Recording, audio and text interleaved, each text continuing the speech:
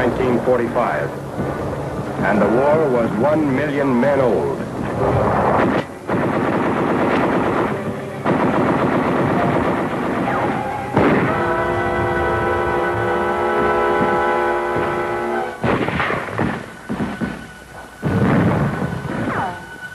Hang on, kid. Keep your eyes shut tight and drink. They're moving you back now. Don't give up. Just hang on. The road back is bumpy and maybe the pain blurs your eyes. But listen. The sound of battle grows dim. And now one question cuts clearly through the haze. Which man will you be? The one who gets hurt and dies, or the one who gets hurt and lives? When the dizziness stopped, when the fog cleared, an army nurse was at your side. A woman who meant safety and comfort and home to thousands of men before you. A woman who meant all those things to you. A nurse brought another American's blood to your side to pour new strength into your veins. A nurse handed clamps to the surgeon and counted sponges. A nurse prepared and administered the anesthetic and watched you constantly for any telltale change in your breathing or blood pressure, all working with the same purpose: to ease the pain of war, to help save lives.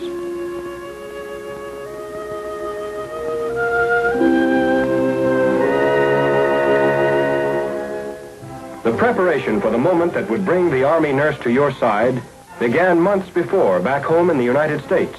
After 3 years of professional schooling, the nurses were given 4 weeks of basic training.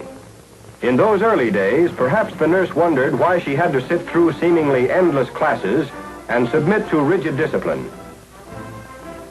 Often, while muscles ached and groaned, she may have wondered why it was necessary to take those long hikes or grope her way through a gassed area. Yet there were demands that would require of her perfect physical health and stamina, the strength to stand up under the rigors of combat nursing. 4 weeks of basic training finished, the Army nurse was ready to serve wherever the Army needed her most. She might have found herself stationed in a general hospital right here at home, or perhaps assigned to a mobile hospital unit overseas. After she arrived, she may have helped to build the very hospital in which she worked. For the field hospital or the evacuation hospital, like a circus, had to be able to pack up and move on at a moment's notice. Its primary function was to offer immediate surgical treatment to the wounded, and that meant following ever-changing battle lines. Everyone pitched in when a mobile hospital went up: enlisted men, doctors, and nurses. Just one small instance where basic training paid off.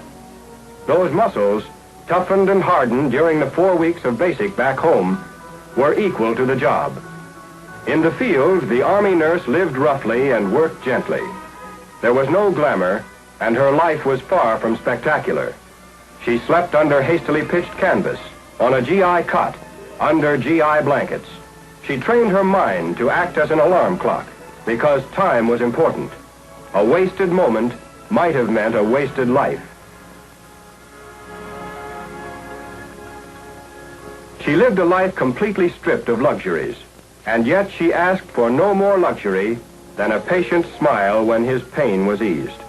She ate regular GI rations the same as the rest of the Army, and often at irregular times. The hours were long and the demands never-ending, and as a result, the nurse learned to make use of every moment of her off-duty time. She might not have chosen a GI helmet to wear to her kid sister's wedding, but it made up for its lack of style by its versatility. It was a beauty parlor, laundry,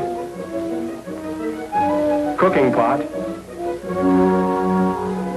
wash basin, all rolled up into one. A little community in size 7. She spent some of her time writing letters. Not the having a wonderful time, wish you were here kind, but letters filled with all the drama of her days, with stories of the courage and spirit of the men over whom she watched.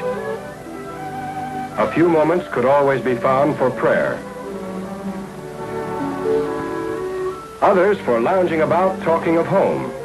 She may have longed to wear the evening dress sent from home, but probably only had the chance to talk about it. Usually she wore olive drab or battle gray. Her uniform at all times was her badge of service. But however she spent her off-duty time, she was always eager to return to the hospital where the wounded were fighting for their lives. For first and foremost, and at all times, she was a nurse, offering professional and skilled care to the sick and wounded. A nurse first, a woman second, and an officer third might well serve as the slogan for every member of the Nurses Corps. Complete recovery of the patient in war or peace depends not only upon the use of drugs, but on the skill with which they are administered and the care that follows. The nurse must be capable of recognizing at once any symptoms in her patients which demand immediate treatment. Because if serious consequences are to be avoided, medical treatment must be on hand the moment any symptoms appear. Professionally skilled and capable, in her there is the tenderness of all women, of mother and sister and friend. Her voice and touch lend encouragement, instill hope. It's the surgeon who saves a man's life. It's the nurse whose tender care helps him to live.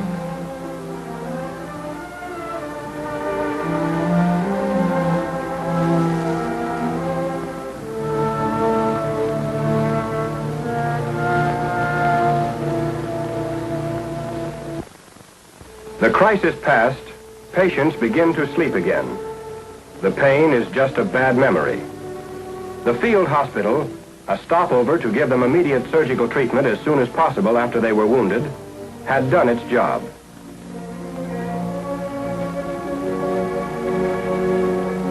The evacuation hospital was another stopover on the trip back through the medical chain. Here, facilities for treatment were more complete than those of the field hospital. And here, too, the nurse played an increasingly important part in the vital period of treatment and convalescence. After 3 or 4 days, the patients were usually well enough for the trip back to the general hospital.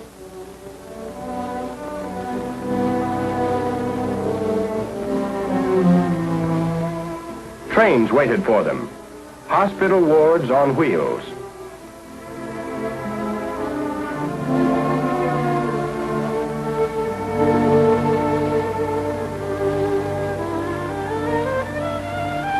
Each train carried, in addition to medical officers and enlisted technicians, 4 surgical nurses and 2 medical nurses, all of whom were on duty from 7 a.m. to 9 p.m., and as far into the night as they were needed. When speed meant life, evacuation took place by plane. Because of these flying hospitals, men are alive today who otherwise would have died in the jungles of Burma or on the beaches of Normandy. Each patient was thoroughly checked before the takeoff, then watched over constantly, and checked again when the plane landed.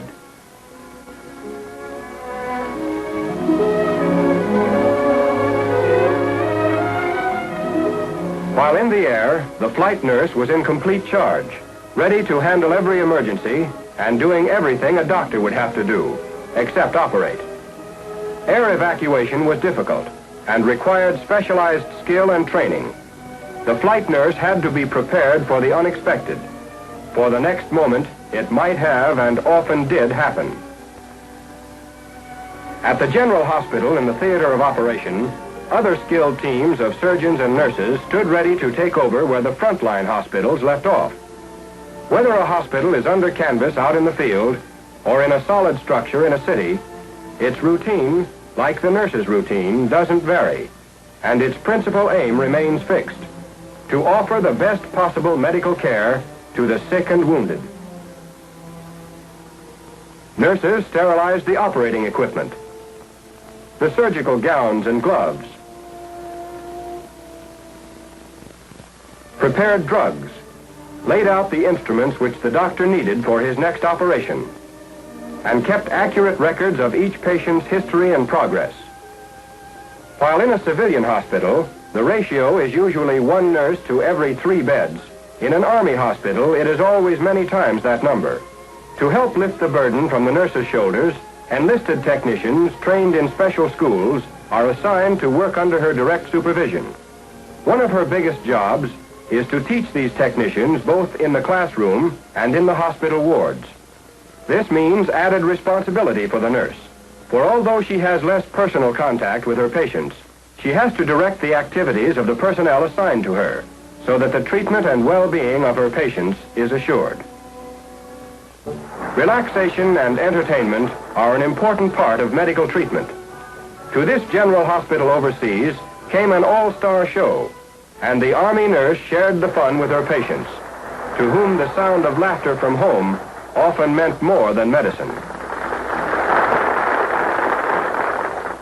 Later on, she may have spent a few minutes with the star. And there were times when she herself was the star of the show, like this nurse, the first woman to land on Bougainville. The umpire calls batter up, and the game is on.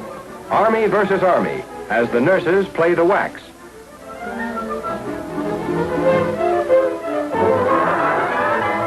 This infield will never play in the polo grounds, but one of their patients might.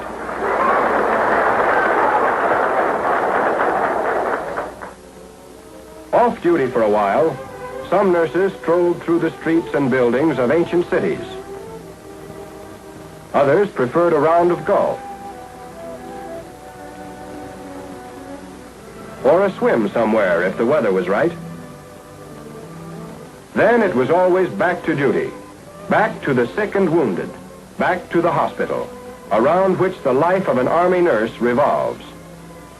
Those patients scheduled for a trip back home for the final period of convalescence travel on a hospital ship as fully equipped as a stationary hospital. Now, as before, the Army nurse stands by ready to minister to every need.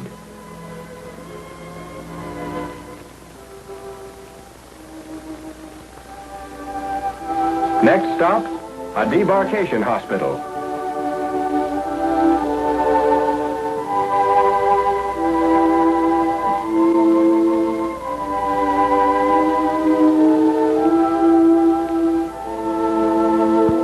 Then a general hospital in the United States and complete recovery.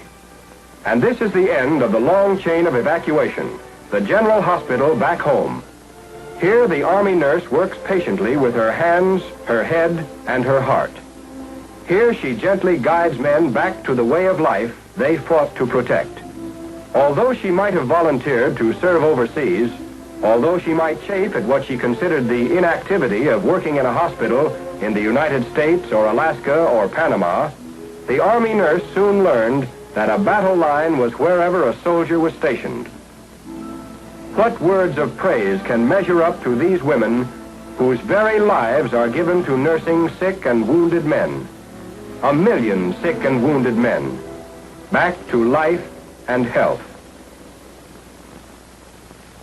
And yet praise is offered. Long hours of tireless service were remembered and recognized. The Army nurse, decorated for bravery and valor above and beyond the call of duty. And these nurses, imprisoned for 3 long years by the Japanese, asked only that they be returned to duty, for they could never forget the faces of American men tortured and killed by the enemy. Wherever transports took our soldiers, they also took the Army nurse to work by day, by night, on distant battlefields, to help make shattered bodies whole, to bring smiles to faces twisted with pain, to serve at the side of the American soldier during peace and war. This is the Army Nurse USA, ready to serve anywhere, under any circumstances, in time of need.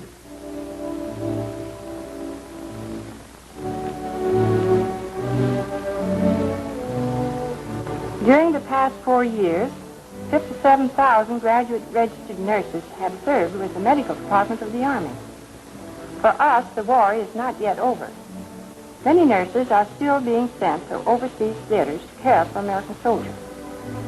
These are replacements for nurses who served overseas during the war. And the war is not yet over for many of our patients. More than 300,000 patients are in Army hospitals throughout this country. many of whom will be forced to remain there for a long time to come. These men are not asking for much. They have never asked for much. They are the most wonderful patients in the world. But the war has cost them much more than any of us have been asked to give. Army nurses seldom ask for much either. But today, they are asking you to buy a bomb.